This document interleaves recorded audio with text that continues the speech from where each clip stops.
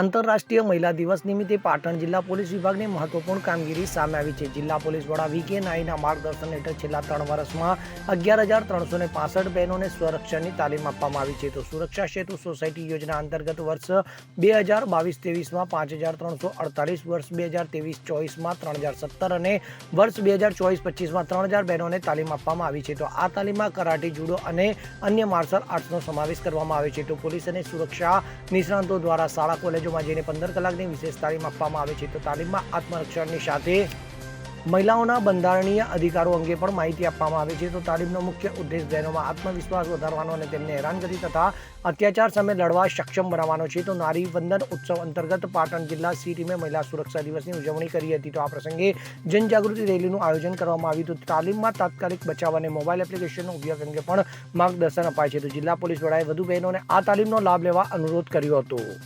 Bureau report CN24 news. હવે જુઓ દેશ દુનિયાની તમામ ખબરો તમારી આંગળીના ટેરવે। ઉઠાવો મોબાઈલ અને ગૂગલ પ્લે સ્ટોર પરથી ડાઉનલોડ કરો અમારી CN24 ન્યૂઝ મોબાઈલ એપ।